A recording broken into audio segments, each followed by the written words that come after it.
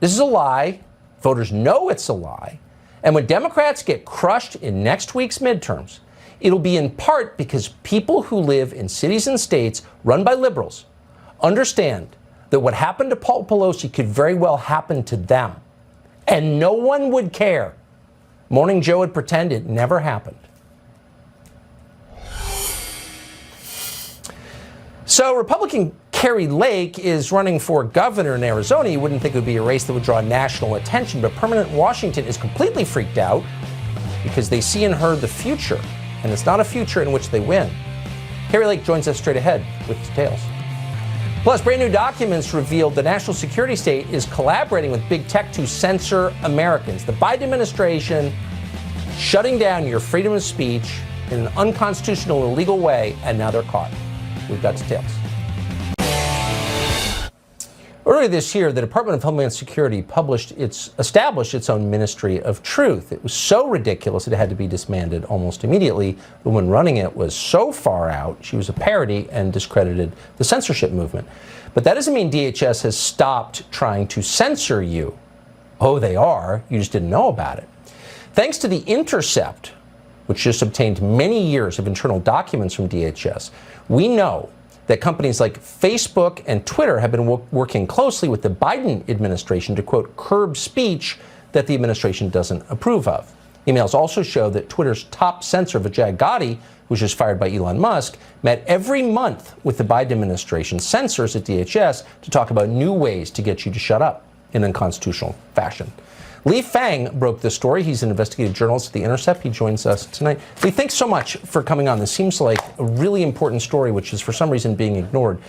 Do we get the outlines right? Thanks for having me. The administration is working with the tech companies to censor people.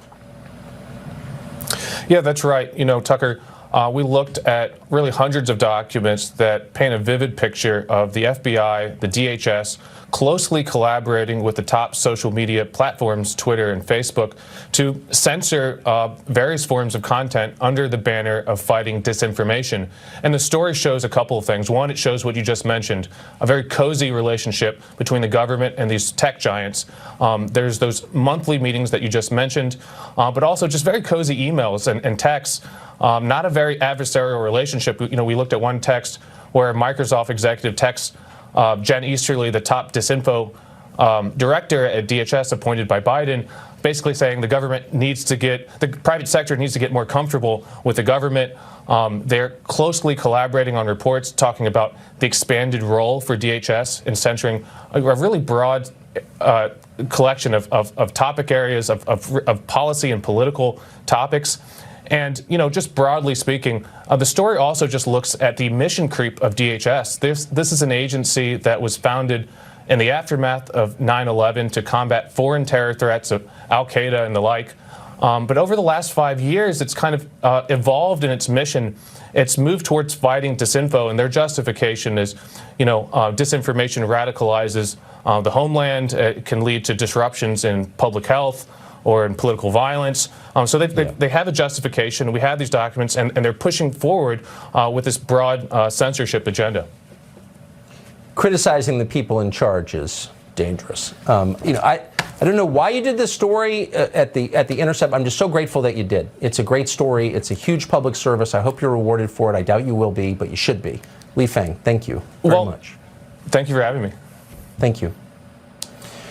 So most Republican voters believe that if Liz Cheney attacks you, you're probably someone they want to vote for. And so by that standard, KariLake just got maybe the most important endorsement she could ever get.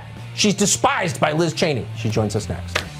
Liz Cheney is so loathsome on every level that even with her last name, voters in Wyoming rejected her in the Republican primary recently, so she's out, but she's got a couple more months in Congress, and she's spending her time not helping the state she supposedly represents, but attacking KariLake in Arizona.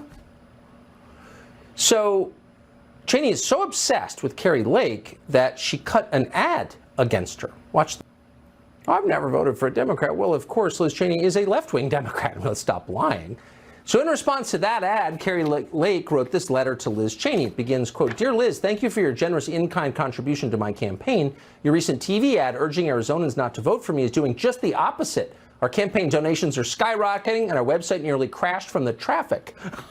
KariLake is running for governor of Arizona. As noted, she joins us tonight. KariLake, thanks so much for coming on. Is that true?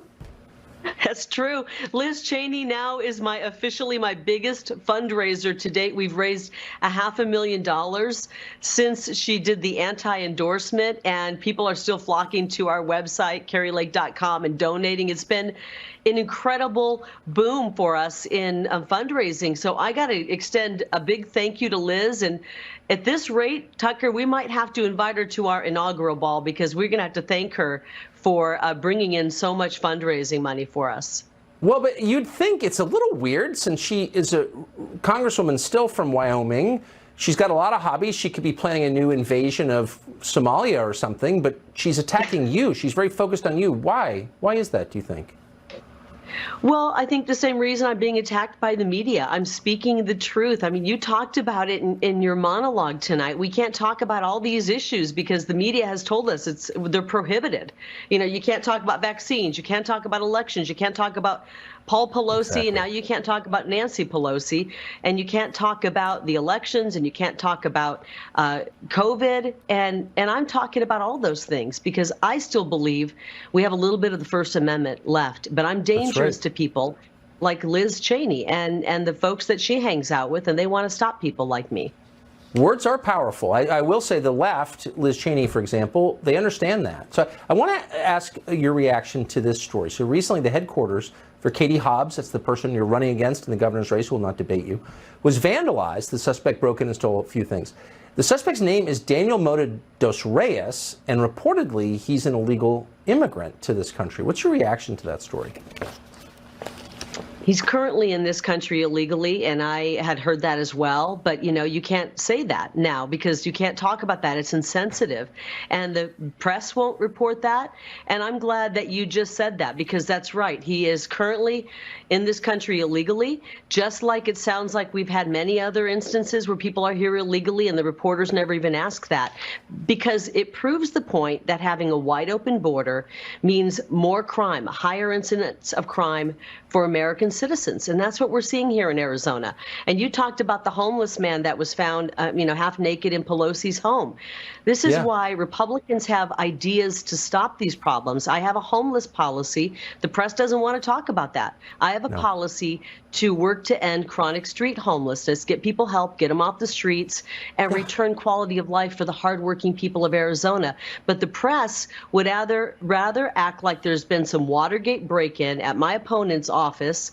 I don't even know where her office is, by the way. I assumed it was in a basement somewhere. They'd rather cover that and make up lies than cover our policies, which will actually help the people of Arizona and make them safer. The press has gone bad, and the people are awake to it. The fact that even run someone as lame as Katie Hobbs for governor of a major state tells you that they believe they have the system wired. They think they can't lose. I mean, why wouldn't they pick someone who can talk? Well, her twin sister, actually, there was some undercover video of her the other day saying that she voted for me. And I was listening to her in that undercover video, and she could actually communicate a little better. And I thought, well, she's obviously smarter if she voted for me, and she can obviously articulate some points. Why didn't they run her twin sister instead of Katie, who can't seem to articulate even her policies before the people of Arizona in a debate? Damn, it's almost sad. KariLake joining us tonight. Thank you very much. Great to see you. Thank you, Tucker. So corporate media outlets are awful, obviously, but the good news is people know they're awful, so they are collapsing. Their business models don't work anymore. And it's not just true in the United States. It's true even in El Salvador, where the media have tried and failed to destroy the single most popular president in the world, Nayib Bukele, who runs El Salvador.